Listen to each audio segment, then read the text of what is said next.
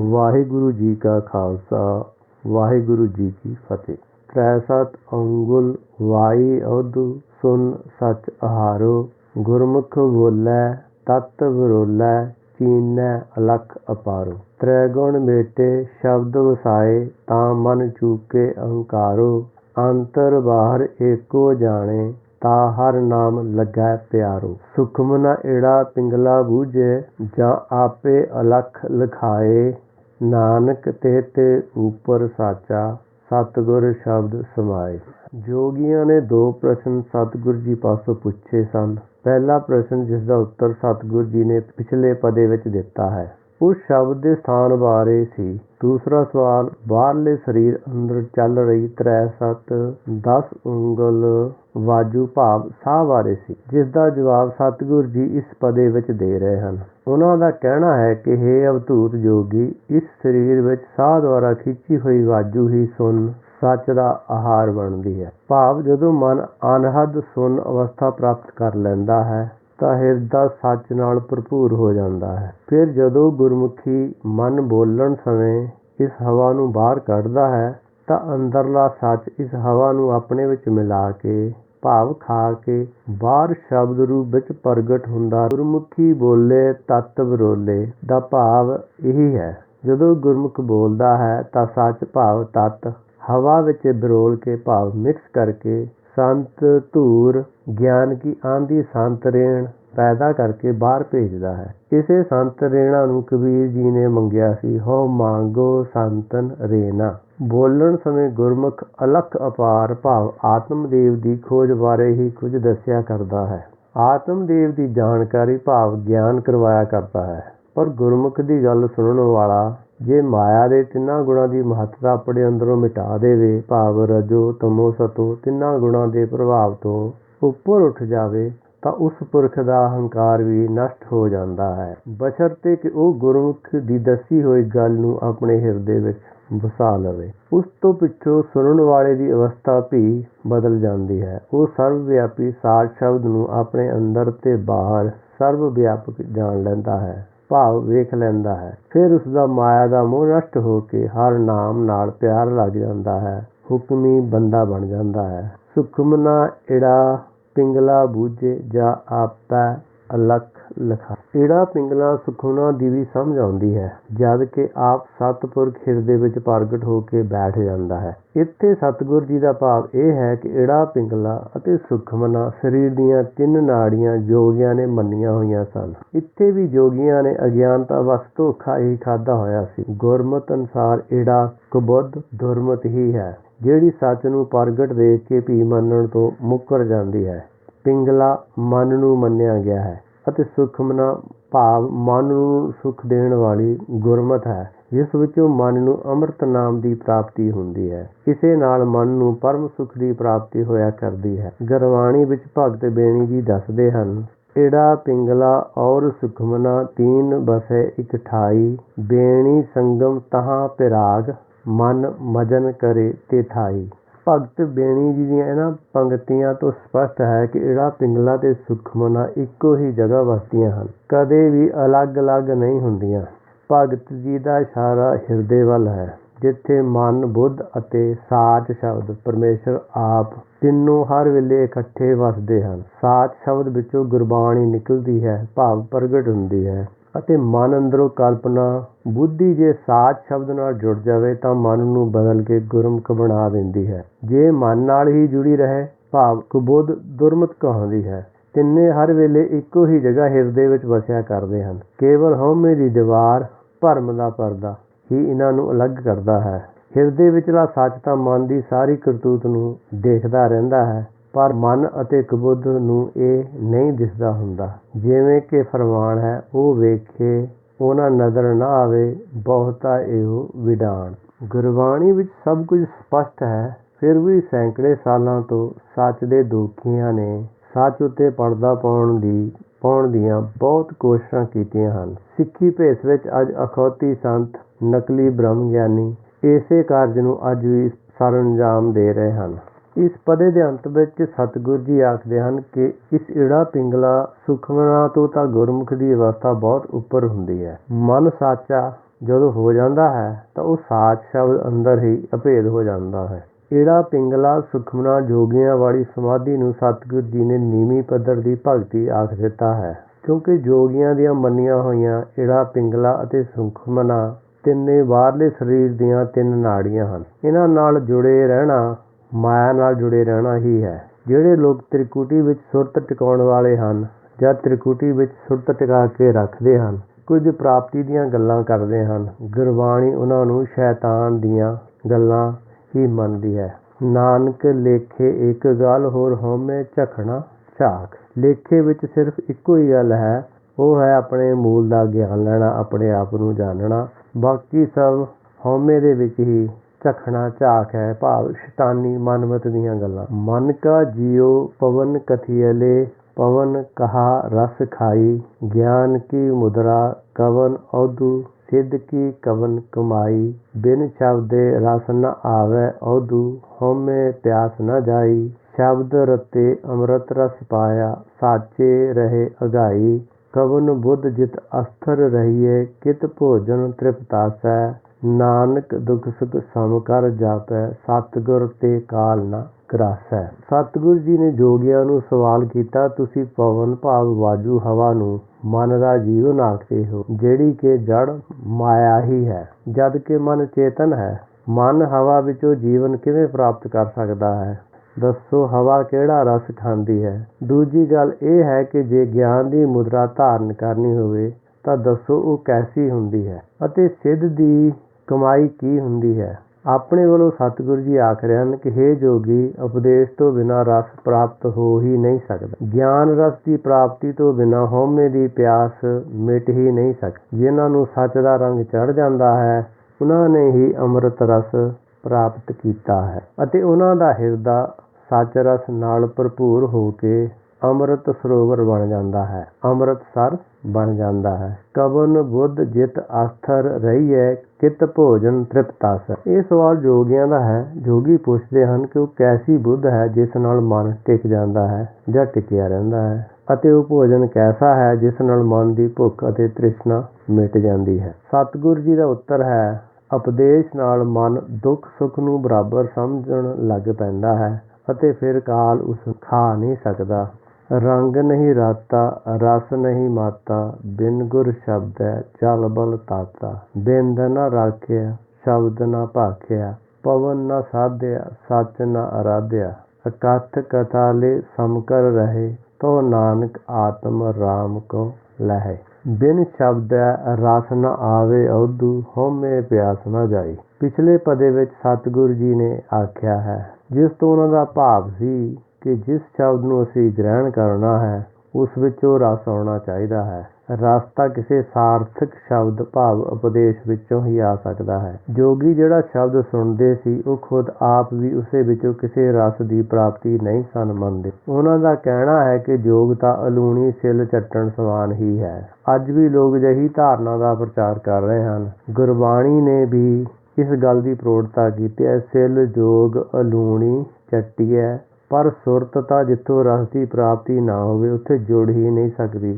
ਇਹੀ ਕਾਰਨ ਹੈ ਕਿ ਜੋਗੀਆਂ ਦੇ ਸੁਰਤ ਨਾ ਜੁੜਨ ਦਾ ਸਤਿਗੁਰੂ ਜੀ ਦੱਸਦੇ ਹਨ ਕਿ ਉਪਦੇਸ਼ ਵਿੱਚੋਂ ਰਸ ਪ੍ਰਾਪਤ ਹੋ ਸਕਦਾ ਹੈ। ਜਿਸ ਉਪਦੇਸ਼ ਵਿੱਚੋਂ ਰਸ ਦੀ ਪ੍ਰਾਪਤੀ ਨਾ ਹੋਵੇ, ਉਸ ਸ਼ਬਦ ਨਾਲ ਹਉਮੈ ਅਤੇ ਤ੍ਰਿਸ਼ਨਾ ਦੀ ਪਿਆਸ ਤੋਂ ਖਹਿੜਾ ਨਹੀਂ ਛੁੱਟਿਆ ਕਰਦਾ। ਸਤਿਗੁਰੂ ਜੀ ਉਪਦੇਸ਼ ਕਰਦੇ ਹਨ, ਜਿਸ ਸ਼ਬਦ ਭਾਵ ਉਪਦੇਸ਼ ਵਿੱਚੋਂ ਰਸ ਦੀ ਪ੍ਰਾਪਤੀ ਨਾ ਹੋਵੇ, ਉਸ ਸ਼ਬਦ ਨਾਲ ਹਉਮੈ ਅਤੇ ਤ੍ਰਿਸ਼ਨਾ ਦੀ ਪਿਆਸ ਤੋਂ ਖਹਿੜਾ ਨਹੀਂ ਛੁੱਟਿਆ ਕਰਦਾ।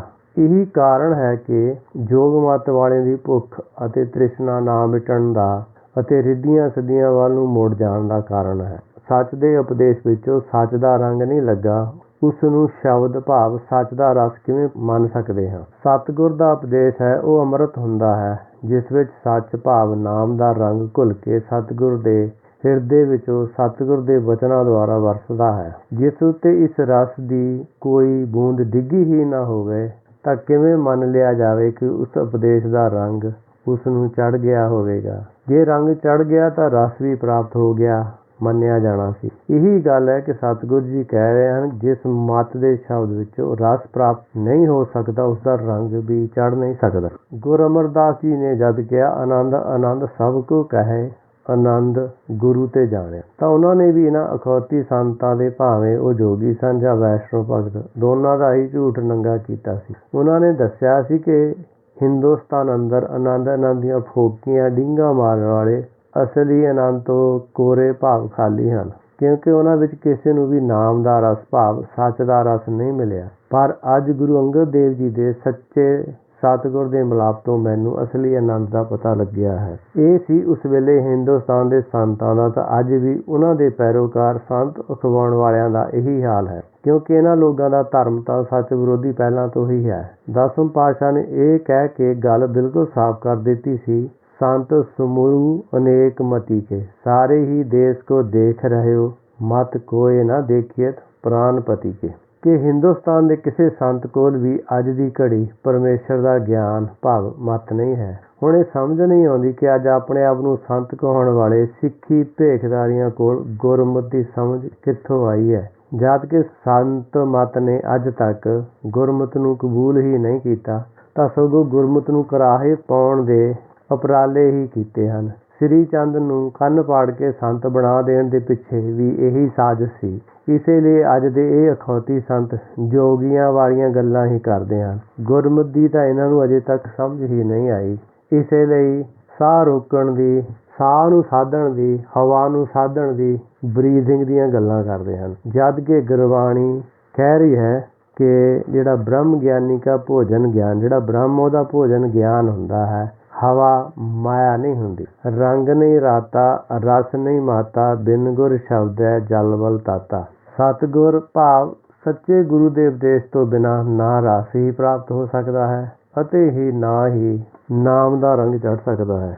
ਉਪਦੇਸ਼ ਤੋਂ ਸਖਣਾ ਮਨ ਮੋਹ ਮਾਇਆ ਦੇ ਅੱਗ ਵਿੱਚ ਸੜਦਾ ਰਹਿੰਦਾ ਹੈ। ਜਿਸ ਨੇ ਸੁਰਤ ਨੂੰ ਆਪਣੇ ਹਿਰਦੇ ਵਿੱਚ ਟਿਕਾ ਕੇ ਨਹੀਂ ਰੱਖਿਆ, ਉਸਨੇ ਅੱਜ ਤੱਕ ਆਪਣੇ ਹਿਰਦੇ ਵਿਚਲੀ ਆਵਾਜ਼ ਨੂੰ ਸੁਣ ਕੇ ਅੱਗੇ ਦੂਸਰਿਆਂ ਨੂੰ ਬੋਲ ਕੇ ਨਹੀਂ ਦੱਸਿਆ।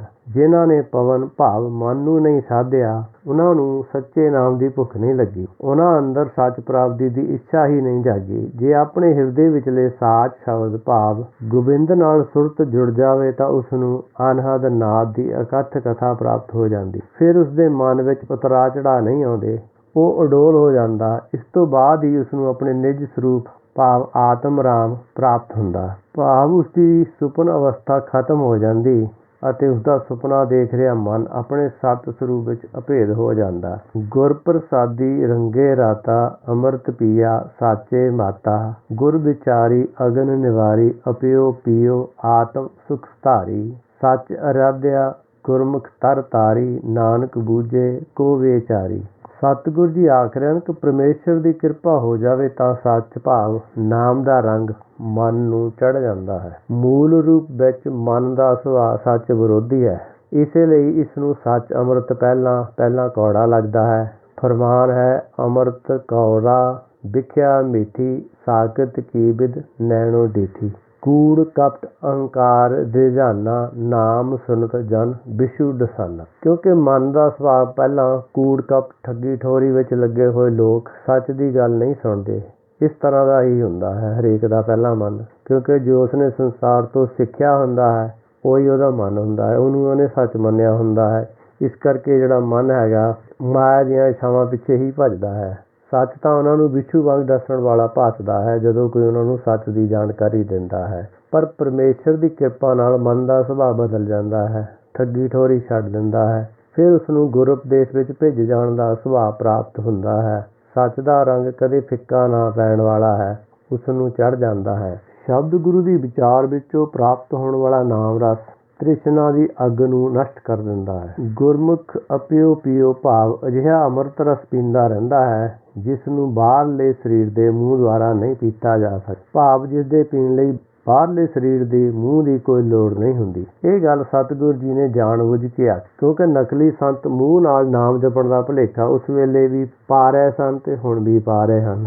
ਅਪਿਓ ਪੀਓ ਕਹਿਣ ਦੇ ਬਾਵਜੂਦ ਵੀ ਇਹਨਾਂ ਨੂੰ ਸਮਝ ਨਹੀਂ ਆਈ। ਜੇ ਗੁਰਬਾਣੀ ਨੂੰ ਇਮਾਨਦਾਰੀ ਨਾਲ ਸਮਝ ਕੇ ਮੰਨ ਲਿਆ ਜਾਵੇ, ਸਿੱਖੀ ਦੇ ਫੈਲਣ ਵਿੱਚ ਖੜੋਤ ਤਾਂ ਕੇਵਲ ਇਸ ਲਈ ਹੈ ਕਿ ਅੱਜ ਤੱਕ ਸਿੱਖਾਂ ਨੂੰ ਗੁਰਮਤਿ ਦੀ ਸਹੀ ਸਮਝ ਨਹੀਂ ਆਈ। ਜੇ ਆਪਾਂ ਪਿੱਛੇ ਧਿਆਨ ਮਾਰ ਕੇ ਦੇਖੀਏ ਤਾਂ ਪਿਛਲੇ ਕੋਈ 300 ਸਾਲਾਂ ਤੋਂ ਸਿੱਖੀ ਗੁਰਮਤਿ ਦਾ ਪ੍ਰਚਾਰ ਸਨਾਤਨੀ ਮਤ ਦੇ ਪ੍ਰੇਮੀ ਸਿੱਖਾਂ ਨੇ ਹੀ ਦਿਸ਼ਾਹੀਨ ਕਰ ਰੱਖਿਆ ਹੈ। ਜਿਹੜਾ ਵੀ ਪ੍ਰਚਾਰ ਤੁਸੀਂ ਅੱਜ ਕੱਲ੍ਹ ਸੁਣ ਰਹੇ ਹੋ ਜਾਂ ਪਿੱਛੇ ਜਿਹੜੇ ਵੱਡੇ ਵਡੇਰੇ ਕਰਦੇ ਗਏ ਹਨ, ਉਹ ਗੁਰਮਤਿ ਦਾ ਪ੍ਰਚਾਰ ਨਾ ਹੋ ਕੇ ਜੋਗ ਮਤ ਦਾ ਉਹਨਾਂ 'ਤੇ ਬਹੁਤ ਜ਼ਿਆਦਾ ਅਸਰ ਨਜ਼ਰ ਆਉਂਦਾ ਹੈ। ਅਤੇ ਜਿਨ੍ਹਾਂ ਨੇ ਉਹ ਪ੍ਰਚਾਰ ਸੁਣਿਆ ਹੈ ਉਹਦਾ ਅਸਰ ਵੀ ਉਹਨਾਂ 'ਤੇ ਦਿਖਦਾ ਹੈ। ਇਸ ਕਰਕੇ ਗੁਰਮਤਿ ਵਾਲੀ ਵਿਚਾਰਧਾਰਾ ਕਿਸੇ ਵਿੱਚੋਂ ਨਜ਼ਰ ਨਹੀਂ ਆਉਂਦੀ। ਜੇ ਕਿਸੇ ਵਿੱਚੋਂ ਨਜ਼ਰ ਆਉਂਦੀ ਸੀ ਜਾਂ ਆਉਂਦੀ ਹੈ, ਉਹ ਬਾਬਾ ਧਰਮ ਸਿੰਘ ਜੀ ਹਨ। ਉਹਨਾਂ ਨੇ ਜੋ ਸਿੱਖੀ ਦਾ ਪ੍ਰਚਾਰ ਕੀਤਾ ਹੈ ਉਹ ਆਪਣੇ ਕੋਲ ਹੁਣ ਵੀ ਮੌਜੂਦ ਹੈ। ਜੇ ਉਸ ਨੂੰ ਵਿਚਾਰੀਏ ਤਾਂ ਉਸ ਵਿੱਚੋਂ ਗੁਰਮਤਿ ਦੀ ਸਮਝ ਲੱਗਦੀ ਹੈ। ਬਾਕੀ ਜਿਹੜੇ ਹੋਰ ਮਹਾਂਪੁਰਖਾਂ ਦੀਆਂ ਜਿਹੜੇ ਗੱਲਾਂ ਕਰਦੇ ਹਨ,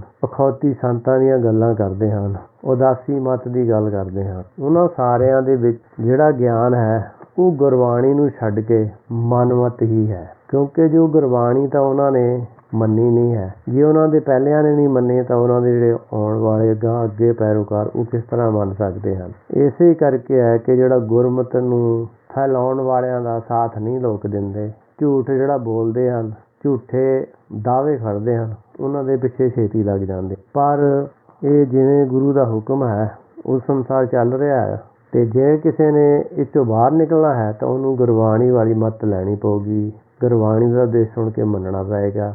ਉਸ ਦੇ ਨਾਲ ਹੀ ਛੁਟਕਾਰਾ ਹੋਣਾ ਹੈ। ਜਿਹੜੇ ਗੁਰਸਿੱਖ ਗੁਰਮਤਿ ਦਾ ਸਹੀ ਸਰੂਪ ਸਮਝ ਲੈਣਗੇ ਉਹ ਇਸ ਵਿਚਲੇ ਨਾਮ ਰਸ ਨੂੰ ਪੀ ਕੇ ਆਤਮ ਸੁਖ ਦੀ ਅਵਸਥਾ ਨੂੰ ਪ੍ਰਾਪਤ ਕਰ ਲੈਣਗੇ। ਉਸ ਤੋਂ ਪਿੱਛੋਂ ਹੀ ਸੱਚ ਅਰਾਧਿਆ ਗੁਰਮੁਖ ਤਰ ਤਾਰੀ, ਨਾਨਕ ਬੂਝੇ ਕੋ ਵਿਚਾਰੀ ਦੀ ਅਵਸਥਾ ਪ੍ਰਾਪਤ ਕਰ ਲੈਣਗੇ। ਉਹਨਾਂ ਦੇ ਅੰਦਰ ਸੱਚੇ ਨਾਮ ਭਾਵ ਸੱਚ ਦੀ ਭੁੱਖ ਜਾਗ ਜਾਏਗੀ ਅਤੇ ਉਹ ਗੁਰਮੁਖ ਮਾਇਆ ਤੋਂ ਨਿਰਲੇਪ ਹੋ ਕੇ ਭਵ ਸਾਗਰ ਉੱਪਰ ਤਰਦੇ ਰਹਿਣਗੇ। ਸਤਿਗੁਰੂ ਜੀ ਆਖ ਰਹੇ ਹਨ, ਇਹ ਸਭ ਕੁਝ ਤਾਂ ਕੇਵਲ ਸ਼ਬਦ ਵਿਚਾਰਨ ਉਪਰੰਤ ਹੀ ਸੰਭਵ ਹੈ। ਗੁਰਬਾਣੀ ਦੀ ਗਹਿਰਾਈ ਨਾਲ ਵਿਚਾਰ ਕਰਨ ਨਾਲ ਅਜਿਹੀ ਅਵਸਥਾ ਪ੍ਰਾਪਤ ਹੋ ਸਕਦੀ ਹੈ। ਇਹ ਮਨ ਮੈਗਲ ਕਹਾਂ ਬਸੀਲੇ, ਕਹਾਂ ਬਸੈ ਇਹ ਪਵਨਾ, ਕਹਾਂ ਬਸੇ ਸੋ ਸ਼ਬਦ ਔਦੂ, ਤਾਕੋ ਚੂਕੇ ਮਨ ਕਾ ਭਵਨਾ।